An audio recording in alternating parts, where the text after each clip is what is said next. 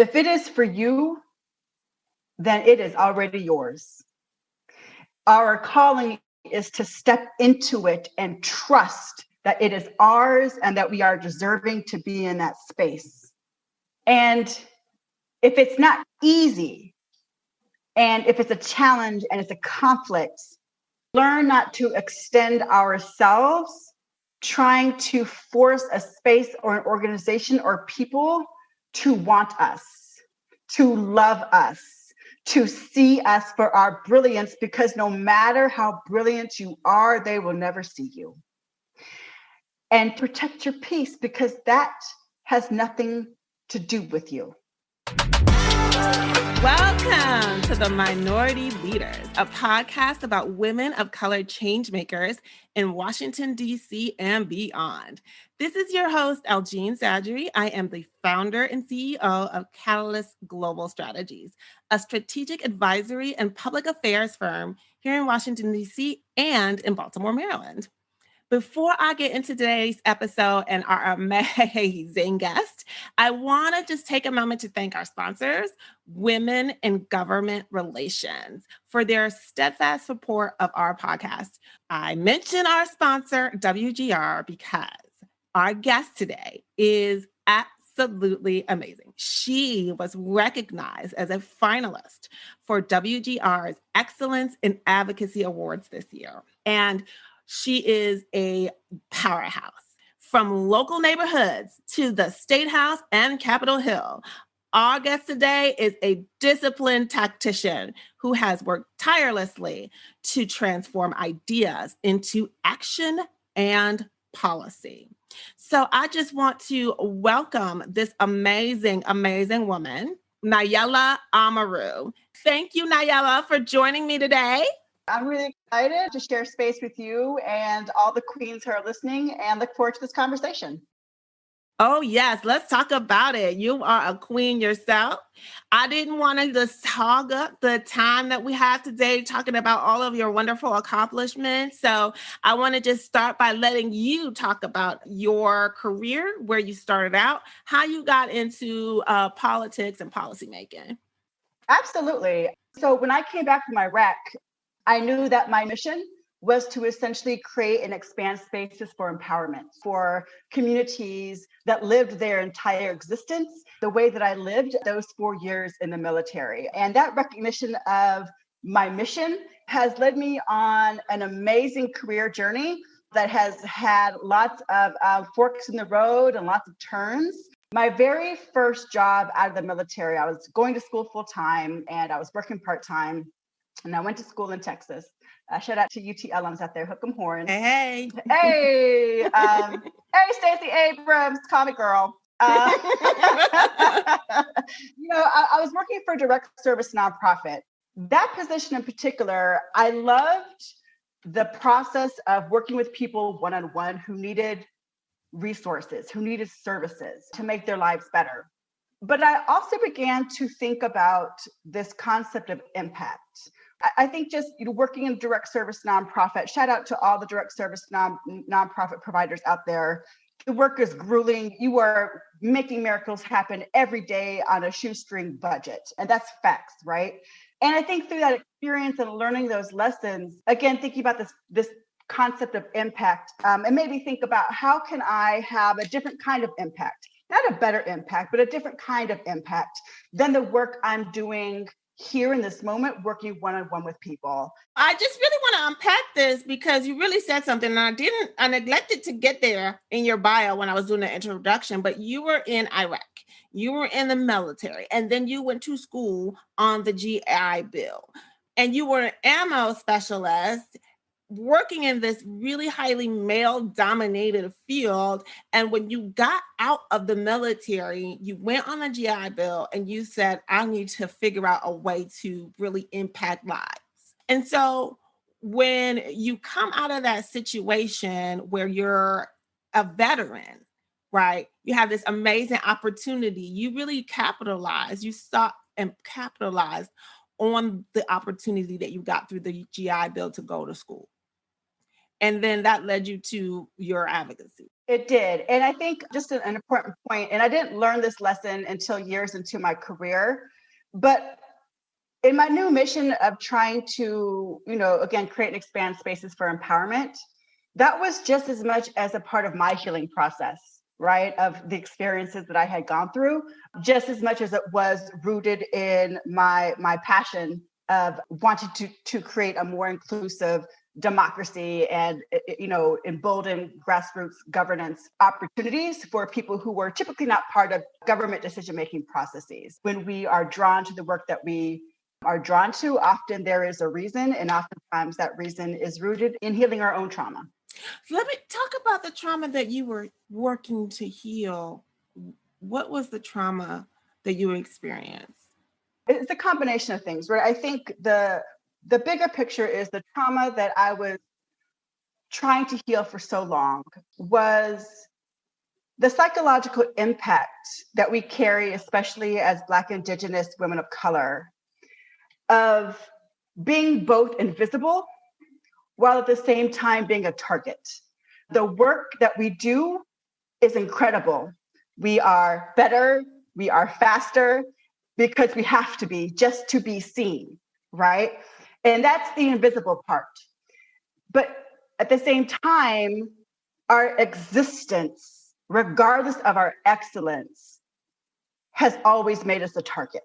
And I think for me, my experiences in the military were just like a much more intense, focused experience of, quite frankly, American society, right? And so that's not to say before I went to the military that I didn't realize that these were things that happened. Of course I did, right? Because of my identities and my experiences, I knew discrimination, I knew racism, I knew misogyny. But I think to work specifically in an institution that was so clearly not designed for me really showed me, again, the consequences of not having power and understanding that consequence in such a deep, personal, lived experience every day is what drove me, again, to when I left the service, really being very clear in my purpose that how I lived in through my military experiences, there were people who lived their entire lives with that feeling of being invisible and being targeted, specifically through policy decisions that government makes without any participation, without any inclusion. And so I wanted to be part of that process to change how that system worked, because I had, on a very personal level, lived that experience every day. I'm glad we took a moment to unpack that, because I think that's really important to really get at why you chose to go into the work that you go into, is this experience you had in the military. And you talked a little bit about identity. How do you identify? And then let's get into, the work that you're doing, but how do you identify? So I identify as a Black woman. My background is Black and Indigenous. That has been an interesting experience as I've kind of moved around the states, if you will, and have lived overseas. I know your podcasters can't see me, but I have a pretty racially ambiguous look until I don't get my hair done. But it's interesting because I think because I show up racially ambiguous, how people perceive you has a direct impact on how they treat you. And as I've lived in different states, Texas, I'm originally from Georgia. I lived in DC for a few years and now in New York. I also understand when identities oftentimes can conflict at those intersections, how we identify and how people perceive us, when we show up in rooms, how that impacts us, not just personally, but also professionally, which has also been a whole nother journey. That's a whole nother podcast. But that has been what roots me in terms of when I'm in these rooms, I know who I'm representing. I know whose voices I'm trying to amplify. And that has always been our voices. So talk about your experience in school and then your career journey. I moved back home to go to grad school, and I was working as a community organizer. Shout out to all the organizers who were on the ground, knocking on doors and changing lives. As an organizer, I learned some of the most important lessons that have, I believe, made me more effective as an advocate than most likely any other position I've held is one, the importance of human connection, right? Oftentimes, nonprofits and government, they love data, they love their bar charts, they love their pie charts, which are very important. But data without the human story is not the most conducive way to crafting and passing equitable policy solutions that plague a lot of communities that are currently underserved, right? And so with that said, the most important lesson I learned as an organizer was, again, the power of human connection and learning the importance of redefining power and who has it. I was organizing in neighborhoods that were directly impacted by government decisions that were harmful, right? And oftentimes those decisions happened without their knowledge, without their participation, right? Because that's the power dynamics of who has power and who doesn't. But that's if we're thinking in terms of a formal aspect of power. The most beautiful part of organizing is walking with someone in their journey from thinking about government as an abstract concept. Government is something that happens to me. I'm a nobody. What can I do? And walking with them in their journey into understanding that I am powerful and I can impact and change this decision. That is such a beautiful moment and such a critical journey, especially when we're talking about the communities that I organize with, right? And organize not on behalf of, but truly in partnership with, because of American history, right? Where we have methodically and systematically and legally been stripped so much of our legal power that our power has always shown up differently in our communities, which has had a very direct impact on how I organize. I think a lot of times folks think about advocacy about someone who's a lobbyist, which, full disclosure, I have been a lobbyist. And I think that's an incredibly important role because you are essentially petitioning the government on behalf of the interest of folks who may not necessarily be in the room. But again, like that lesson that I learned as an organizer, just challenging people to redefine power and who has it. And it's not government. You are government. We are government. We, the people, are government, and working to organize to making sure that everything that comes out of government decision-making processes reflects our interests. We, the people, and my entire career has essentially been to organize the folks who have not traditionally been included in that very important preface to our Constitution to making sure that they are. You touched on something that's really important, which is that people don't feel like they have a real agency, right, over what happens to them, the political decisions that are made on their behalf. It's like government happens to them. They have no control over it, but it is supposed to be we, the people. So talk about that first advocacy or organizing campaign that you worked on. What was the issue that was impacting people, and what, did you do to help organize the community around that issue? How did it work out? So my first issue campaign, I was a housing organizer, and the Cliff Notes version is we lost, and I'm using lost in quotations for your podcast listeners, because I think an important part also of organizing is redefining what victory and loss looks like, right? You have like the campaign goal of like, we want to stop this development from happening, or we want this bill to pass. And then you have the victory of community building. You have the victory of changing and controlling the narrative from our perspective and not mainstream media.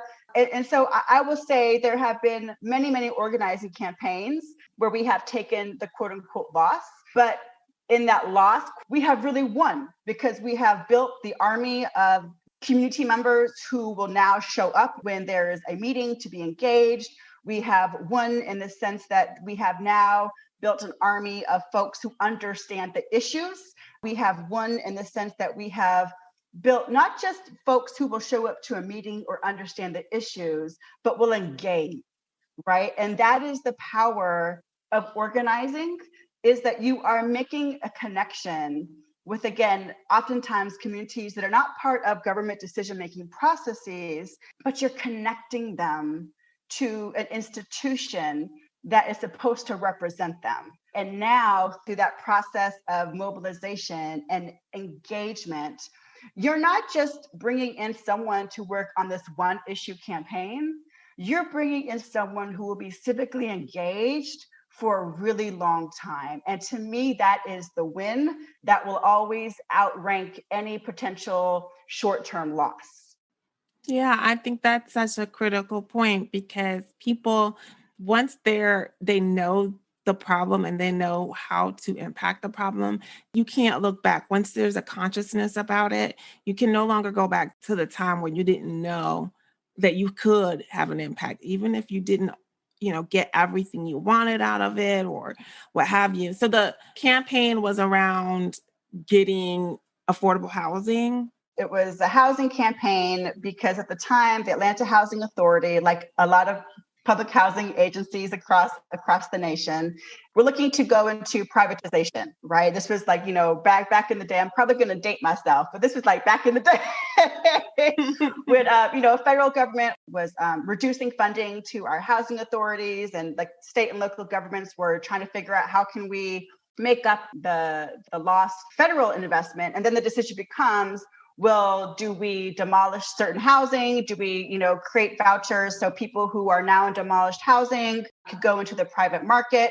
And there are a lot of nuances in those types of conversations that tenants who live in housing and Section 8 can say, there's like a big hole that's missing in this policy, and we are going to suffer the consequences for that.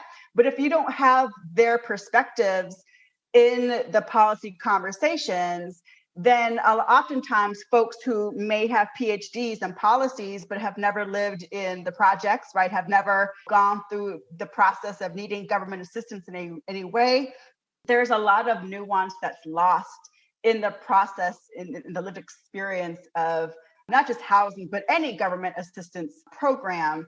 And policies are being written with huge blind spots, right? And so because those blind spots are there, a lot of folks think that they're solving a problem when they're really creating a lot more problems in the pursuit of trying to solve this one problem. And so my most fervent action item, if you will, is to make sure that the people who are most directly impacted on any campaign are not just part of the policy conversation, but to position them so that they're leading the policy conversation, right? And I think that's an important distinction. Expertise is not someone who necessarily has worked as the policy counsel on a certain committee their entire careers. That's an incredible resource to tap into, absolutely. But so is the person who has lived in public housing their entire career. So is the person who has had to navigate the process of applying for food stamps, right? These are lived experiences that are expertise that too oftentimes government does not recognize as being an important part of the policy conversations. Absolutely. And that's really important work that you're doing. I think, people don't always value the perspective of the beneficiary, right? The person who's really impacted by this government program. These are people's lives that you're impacting. And yeah, so I think that's really important. And I love that you then went on to work for a real hero and legend. And sadly, we recently lost Congressman John Lewis.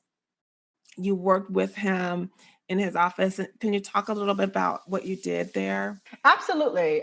I went to grad school back home in Georgia. When I graduated, I was like, what's next? And there was an incredible opportunity to work in his office in DC. I have my master's of public policy, brand new, minted policy wonk. Where else would I go than to Washington, DC, than to work on the Hill? And so I was working in his office, and I managed, as a veteran, managed part of his veterans portfolio, a little bit of criminal justice. And two things I learned from my experiences working on Capitol Hill. Actually, three things. One professionally and two personally, which shaped me further in my advocacy development, if you will. One was Capitol Hill is not about policy, it's about politics, right? And that was a really hard lesson for me to learn. When I moved to DC, I was wide-eyed and bushy-tailed. I was so ready to talk about policy and to brainstorm with the greatest minds of our generation and nation. And when I got to the Hill, I was like, so I don't know if I can curse on your podcast, But my mama might listen, so I will censor myself. But I was sorely disappointed, to say the least, in that it was not about actually finding solutions, again, to solve issues that, the communities that I come from and that I worked with were really in need of healing from. But it was about, again, the politics. It was about power. But through that lesson, I learned a lot of important things about coalition building, about learning how to read the political landscape. Who are your allies? How do you build allies? How do you neutralize your enemies? How do you think in anticipation of what the arguments are going to be? Power dynamics were really important lessons that I learned personally on the Hill. We all walk away with, our own lessons once we've done our time, if you will. But I think those are the lessons I learned specifically overall. But on a personal level, love the congressman, hated the work that I did there. And let me be very clear. I hated working on Capitol Hill because I no longer had a connection to grassroots communities. And, coming from where I was coming from, I had always been knee deep in community, right? Like I knew what, TT and Auntie from across the way, I knew what they needed. I was very aware of what was going on. And on Capitol Hill, it's a completely different ballgame because you're working with different set of players, right? And so for me, I was miserable because so much of myself was missing. And it took me a while to realize, like, why am I so unhappy when I am blessed beyond blessings?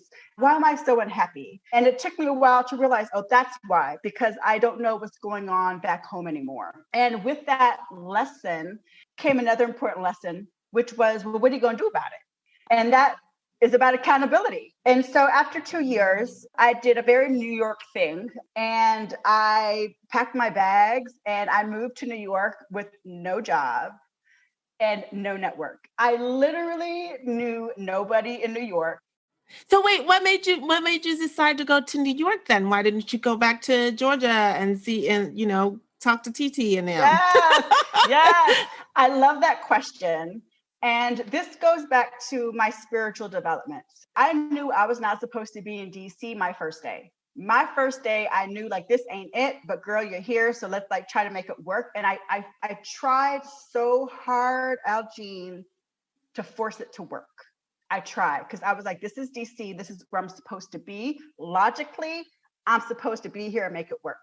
And the more that I tried to force it, the more painful it became for me.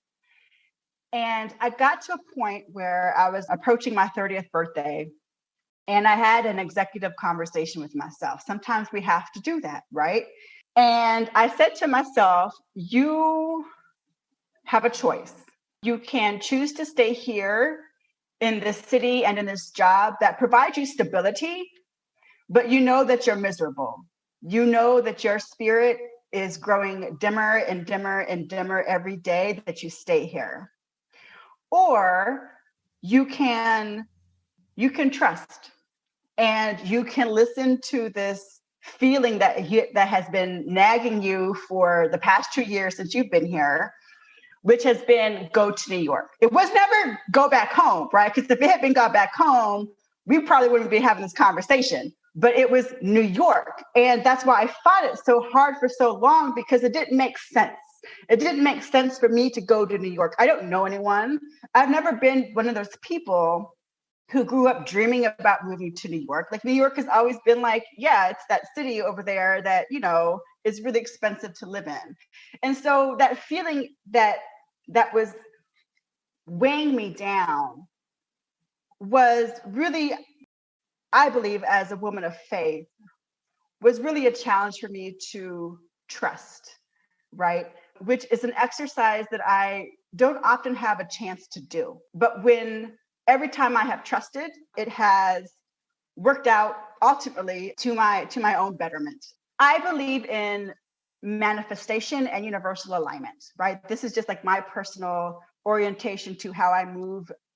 The minute I committed to trusting and leaving a space that no longer served me, the minute I made that decision, everything aligned that made my transition to New York seamless. Not necessarily easy, but seamless. I've been here since 2012. I moved here again with no job, no network, but I did move to Harlem because I had heard about Harlem in the movies. And I said, well, if I'm going to move to a city of 9 million people and not know anybody, at least let me move to a neighborhood that I kind of sort of know. But through that process, Aljean, it was reaffirmed to me yet again, the lesson that I've learned a few times in life is that intention and universal alignment work flawlessly when we are aligned with our purpose. When I no longer had a title to hide behind, right? I was forced to show up as myself and reconnect with the things that set my soul on fire. And that realization and that connection and that ability to breathe life into what breathed life into me has led me into a journey in New York where I am living my best life. Girl, Yes. I want to like, hallelujah, amen, and praise the Lord. The collection plate because okay. You just said it. I mean, oh my goodness. I love that. You are doing what set your soul on fire, and you had a nagging feeling for 2 years. 2 years. To leave this, and you know what? Everybody killing themselves to work on the hill. Okay. Like, I can't tell you how many coffee meetings I have. Oh, I want to work on the hill. I want to work on the hill. How do I get on the hill? How do I do the, and you're there and you're miserable. And you're like probably staying thinking, oh, I have to try to make it work because this is everybody's dream job, but it's not working out for you, even though you work for this amazing man. It was great. And, you know, this powerhouse of a member, but you really needed to feel in touch with the community. And for whatever reason, you knew you had to be in New York. I love that story because it really is important. Whenever I've had a burning feeling inside and I've just felt like, I gotta do this. I don't know why. I don't understand why I'm having this feeling. And something comes to me, I actually have to act on it. And it always steers me right. I mean, the podcast was one of those. I literally, like in the middle of the night, was like, oh, I should start a podcast. And here we are. Yes. Here we are. And it's like, really, I get to talk to women like you, and this is my therapy. And it's actually helps a lot of women. I get a lot of folks contacting me saying that. And I just really love that because it's so important to live a life that makes you happy. Because once you're doing what makes you happy, you can get and achieve more than you ever thought was possible. And so when you went to New York and you were setting your soul on fire in New York, what did you get into? When I moved to New York again, I had no job. And so I didn't have your traditional 9 to 5 because I had no job. But what I did have was I did have a skill set that helped me pay my rent and still does. I just have developed it further. I started off as a freelance, independent nonprofit consultant, right? Which tied back to skills and networks I'd built years before when I worked for the city of Atlanta. I helped manage grants for the city of Atlanta. And again, like everything has a purpose. And so I had left that job, but I had kept the networks and relationships, right? Never kind of knowing like what that purpose was. And then fast forward, 10 years later, that was the purpose, was because had it not been for that specific role, I would not have developed that skill set. I would not have built that network. So when I moved to New York, I sent out a casting call, if you will. And I said, look, y'all, I'm in New York. I'm not doing this part-time anymore. I'm, open for business. And so that helped me keep me afloat.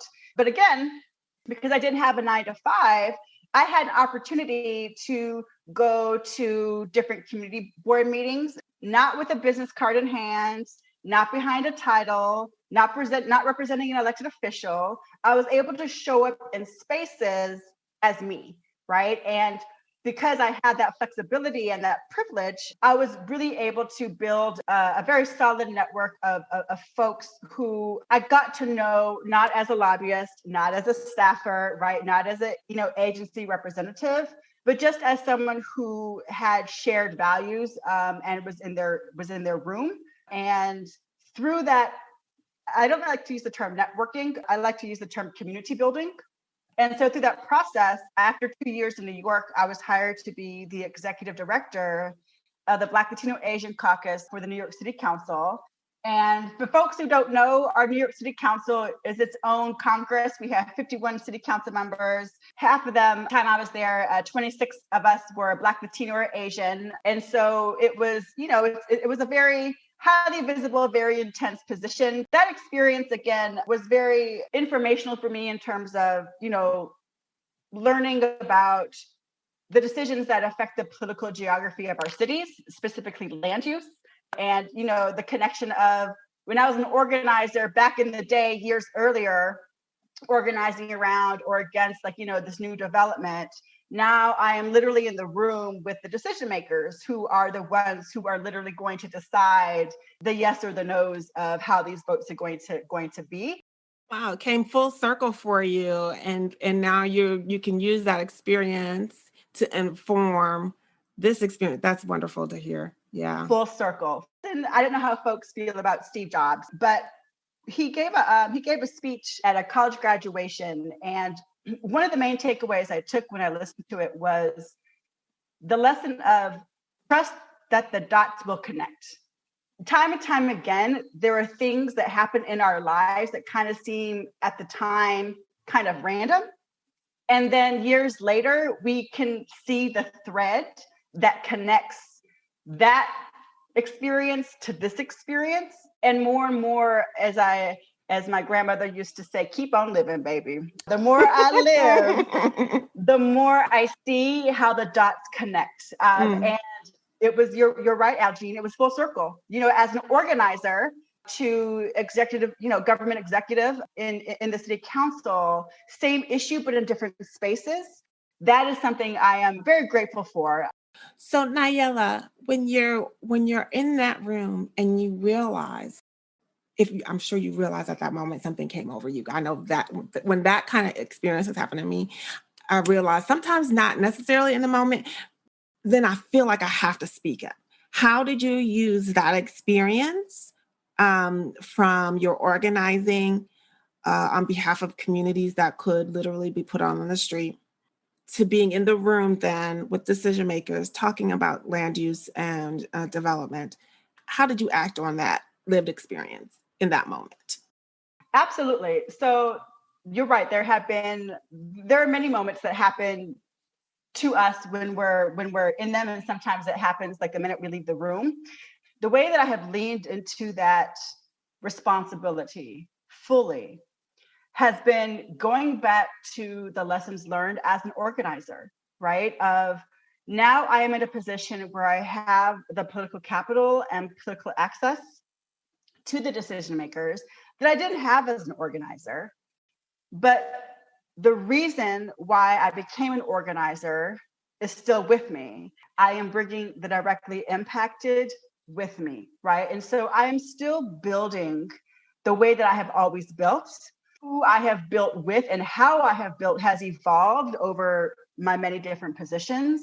But I have always been very, very intentional about making sure that no matter what room I am in, and no matter who the other people partaking in the conversation are, that I am the one who is creating that space for other people to have their voices heard, right? I have that access and capital because I've been in this business a long time and because I build authentic relationships. But my role is to create and hold space. You don't need to hear my voice, right? You need to hear their voices. We want to get to that advice that you have for women of color who want to enter the space where you are. And maybe they have been impacted by some policies, or maybe they're at a point in their career where they're trying to really figure out what is going to set them on fire, what is going to get them to move to New York with no friends and or move to Puerto Rico, or move to Mexico, or move to Ghana, right? And say, I am at a point in my life where I need to make this change. What advice do you give to that young person or anyone really at that point in their career where they're trying to pivot or they're starting out? I love that question. And I think it's a two-part answer because I think one builds into the other. The first is to trust yourself and then claim your space. I think especially for us as Black women, Indigenous women, women of color, every day we wake up and we find ways to manage our sanity, navigating a world that tells us that we are not good enough or that we're too much of something, right? And we have insecurities that we deal with, myself included, right? And again, in the spirit of transparency, as fortunate and as blessed as I have been in my own journey, I still deal with those insecurities. The difference is now when I hear those thoughts, I know to have a conversation with them. But my first bit of advice would be to trust yourself and to claim your space. Trust that your expertise, trust that your lived experience allows you into whatever room that you may choose to be in.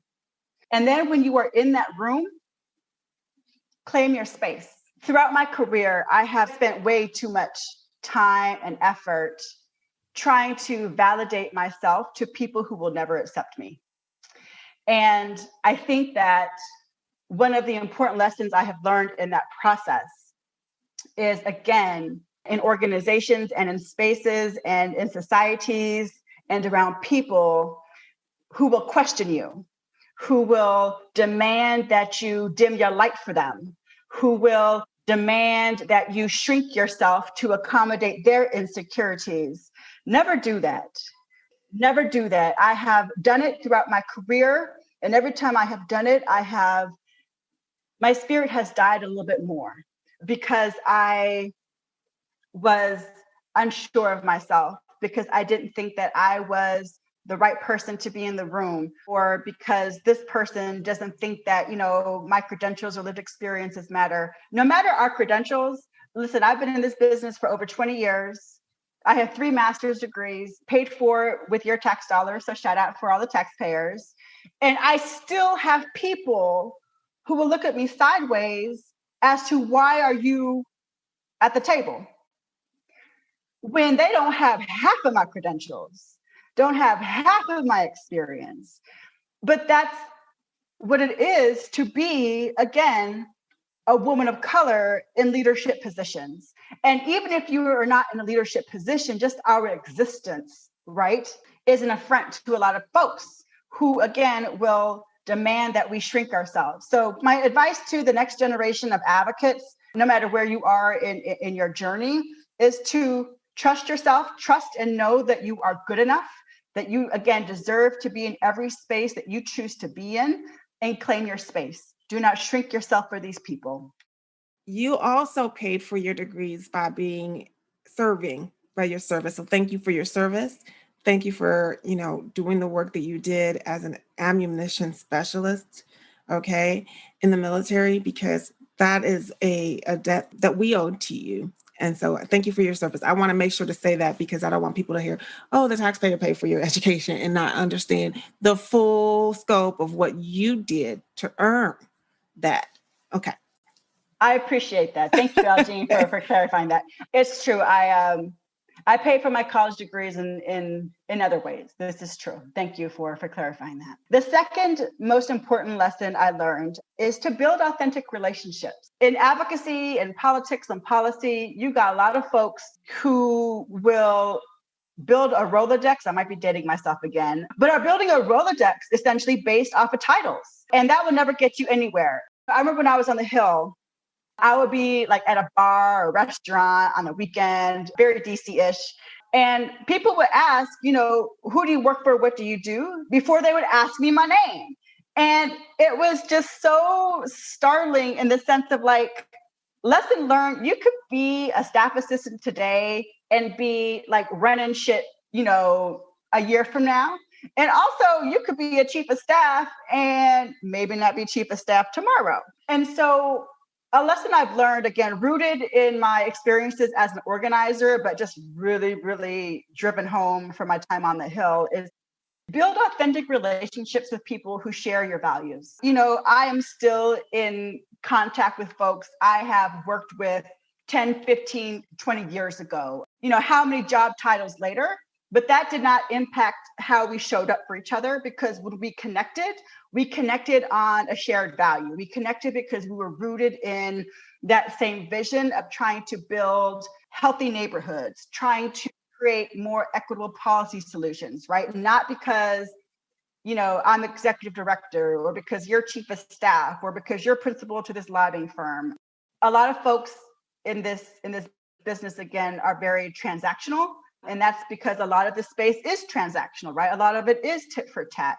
But don't let how the current system works impact how you build your relationships, because it is your relationships that will carry you through.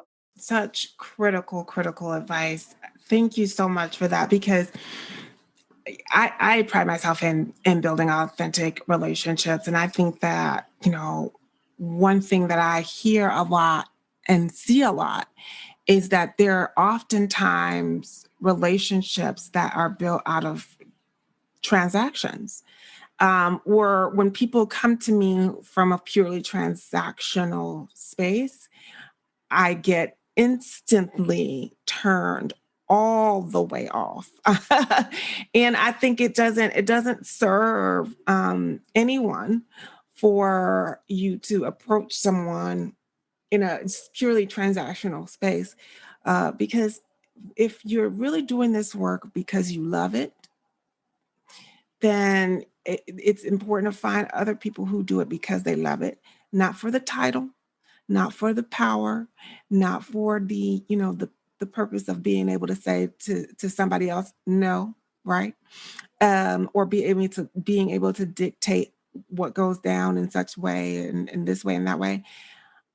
But because you love it, and once you find people who come to this work in that with that same value set and that same shared purpose, it's a bonding experience. And that's when you really form real work relationships. A lot of my friends I've met through doing this work. And they're still, very close friends to this day, because, we have a shared purpose that's beyond titles. It's more about, let's really figure out how to help these people. And let's figure out how government can help those that don't have a voice. And so that's really, really important advice. And I thank you for that. And I thank you for your service, for really using your platform to help make sure the voices of people who are impacted by government policies are heard in those rooms where they won't have access to, that you're that person, that representation of them, and yet you're bringing them and their voices to the table where you can. And I thank you so much for that. If you could go back to talk to your younger self when you first came out of the military, or maybe when you first moved to Washington, and you can give yourself the advice based on all the things you've learned since, what would you say to yourself? Whew. That is a great question. If Nayela today had to reach out and speak to Nayela of yesteryear, I think the two things that I would say to her would be the same things I would share with your audience, which would be to follow your purpose and protect your peace, Queen. Follow your purpose in that, again, in this world of policy, politics, and many personalities. Yes, personalities for sure. Y'all didn't see my face when I said that. But I saw it. Good. It's so easy to chase titles and organizations and the next political power broker, the next up and comer, to chase the shiny thing. Don't do that, queens. Follow your purpose, because your purpose is what will lead you into that space that makes your heart sing and brings your spirit joy. It's not the titles, it's not the organizations, it is the work that you were called to do. So one, follow your purpose. And in the pursuit of following your purpose, protect your peace. Through our identities and our lived experiences, we are fighting so many battles. internally, through our jobs, coworkers. A lesson I have learned rather recently in the last, I would say 3 or 4 years, that I have been intentional about living like I have learned the lesson, is to protect your peace. Too oftentimes, we stay in spaces too long, or we try to force ourselves into spaces that do not want us, and causing trauma to ourselves because we are constantly questioning, why am I not good enough? And in my journey, I have learned a delicate balance of, if it is for you, then it is already yours. And our calling is to step into it and trust that it is ours and that we are deserving to be in that space. And if it's not easy, and if it's a challenge and it's a conflict, to learn not to extend ourselves trying to force a space or an organization or people to want us, to love us, to see us for our brilliance, because no matter how brilliant you are, they will never see you. And to protect your peace, because that has nothing to do with you. And that is what I've learned in my journey. That's an important lesson that you have learned, that I'm going to tell you it's a lesson that I continue to have to learn myself. After these, and I'm at age 43 years, I still am learning that lesson. Protect your peace. Oh, that's brilliant advice. And I'm going to tell you, thank you so much. This has been illuminating. And honestly, again, I say it every time, this is therapy for me, this podcast. I hope that people really understand and can sit and listen to what you said, because it's you have to unpack it. You have to unpack it. And it can be painful sometimes to unpack it. A lot of people are out here scrapping, especially now, with what's going on with COVID and just the realities of the world right now. People out here, hustling. And it's okay to hustle, but you can try to figure out a way to make your own space and not try to force a square inside of a circle or vice versa. And don't stress yourself out trying to be something for somebody else. Be yourself. Be authentic. Realize who you are as a person and come with your whole self. Yeah, that's great advice, Nyala. Thank you so much. Thank you so much for joining us today. And I just want to say to our audience that this podcast to me is a gift. And I hope that you are enjoying it. We hope that you will hopefully rate, subscribe, and share the wisdom that you've learned today from Nyala Amaru, and that you will check her out at nyalaamaru.com. I will make sure that you have her information, and, keep listening, keep the faith.